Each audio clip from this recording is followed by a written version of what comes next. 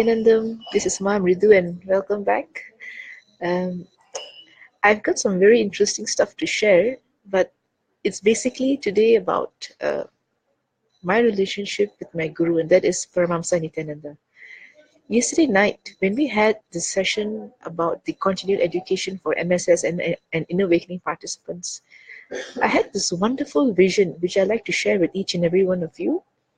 When Swamiji constantly speaks about oneness, feeling the oneness with the cosmos or feeling the oneness with him, for me was just feeling him, feeling his presence or seeing him through the third eye or anything that makes you feel one with him, makes you feel that you and him are one. But yesterday, very strange, I had this vision in the third eye and I could see that uh, Swamiji and me were actually one. uh, it's like when two beings become one, and I could see that uh, it was his body, but he had my face on through the third eye, and I could see that when my body was, rotating or moving due to the Kundalini in my body, I could see through the third eye as even his body is moving, and it's such an amazing thing that. Uh, I mean, we all know what is oneness in theory and how do we feel one with everyone. But at the same time, having experienced that in your inner space, it was just beautiful yesterday. It was just amazing to see through the third eye and understand what is actually oneness. And it was amazing to have that darshan of Swamiji. And in the last 1 week, I'm just feeling amazing. I start off my day at 4 a.m. every day with yoga in the morning and the balance of the routine in the day with the puja starts after yoga. And to be honest, I'm happy that I'm following the routine. I'm happy that Swamiji has a routine here for us. In fact, he shared very beautifully that this is like a royal life because where in the world would you be able to uh, spend 2 hours of your time taking care of yourself? For example, in this case, it's yoga and doing panchakriyas and doing pujas for yourself for Swamiji. But where in the world would you be able to have time for yourself, your own 2 hours? Even the richest guy on earth, the minute he wakes up, he's going to be picking up his mobile to check who's messaging and all that. So, where is the time for yourself? Where's the time for your health? Where's the time to mold your consciousness, allow your consciousness to grow? I can relate to this because when I was working out there, the minute I woke up, I used to pick up my phone to see who was messaging, and the first thing I woke up and did was to rush to the washroom, get ready, and go to work. There was very little time to spend with myself because of the routine that we have out there, and uh, and when you come back from work, you have your meals, you work on your laptop, and you're back to sleep, and that's it. Very limited time for yourself. And here, strange enough but beautiful, we are blessed with the routine of the first few hours of the day where we everything is designed to help this body, to help this being, to help you to grow, be it through yoga, through pujas or panchakriyas or satsangs or even manifesting power sessions. They're all there to help you. And I think we should all be grateful for this, that we are being blessed by Swamiji to have this beautiful gift uh, where time is invested into us to mold this being, to mold the soul, to move to the next level. And uh, I mean, these clicks have been happening the last 1 week, and I'm happy about it. And yesterday I had another click. It's basically if you have Swamiji or Sadashiva as your master, if you have God as your master, if you have Sadashiva as your master, you will definitely have to make it. Make it in the sense you will definitely attain the highest level of consciousness, you will definitely attain enlightenment. There is no way you can't make it.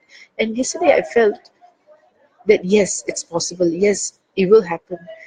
Uh, I'm for nature that I like things fast, and many a times when I look back and said, when am I going to achieve enlightenment? When am I going to attain enlightenment? How long more do I have to wait? And what else do I need to do? And I get a bit jittery about it. And although I'm okay with the journey that I'm going through, at the same time, I'm quite keen about achieving my goals.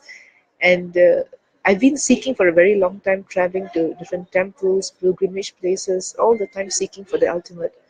And the very purpose that I came to the Adinam was to eventually seek enlightenment.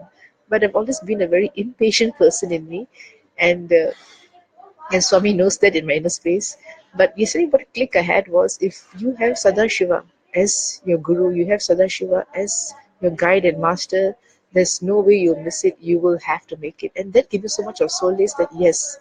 And I could feel my goal was coming near. I could feel that it's nearer. And one of the best things that Swamiji is sharing and is continuously sharing with us is this thing about integrity, about being uh, integrated to what you want in life. So if let's say if I want enlightenment, I'm integrated to that objective. What am I doing about it? Am I doing what is being put out, like your morning routine, your pujas or your yoga?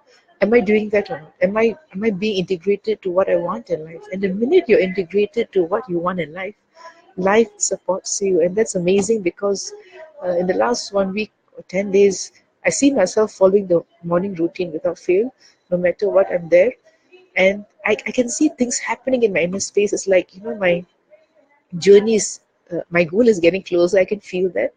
And it's amazing because if you're integrated to what you want and what you're seeking for, life will definitely support you. It can be a job, it can be anything. If you're looking out for something and you're working towards it, and you're taking all these little steps to get to where you want to be, life will support you so much more. So if you're out there seeking for something or anything for that matter, be integrated to it. Many a time it's more the other way, where let's say if you want a job, but you're not really integrated to the whole process of looking for a job. If you want a job in a foreign country, what should I do? What kind of preparations should I make? Or what kind of experience I need? And there's so much more that that is not there, but we want the goal, but we don't want to make little steps towards that goal. And I've seen many people, they want something huge, but they're not willing to take these little steps and efforts to get there. And it basically means they're not integrated to the goals. They just desire it, but you're not there to take steps towards it. And that's how most of us don't achieve our goals. But the fact that when you're integrated to it, life will definitely support you. Take one step and life supports you 1,000 steps. So the little takeaway message that you can have today is when you have Sadashiva, when you have the ultimate as your master, you will definitely make it. And integrity is one of the best things you can give yourself, a gift to yourself. Spend some time with yourself to see how you are in your daily life and what exactly you want to achieve in other, whether are you aligned towards the goals you want to achieve in life. And the minute you just write down or just review it in your inner space, you will be able to pick up the blind spots or areas where you're not aligned. And the minute you see that, just align yourself, and sooner than later, you will be achieving your goals. So, with this, blessings and Nityananda.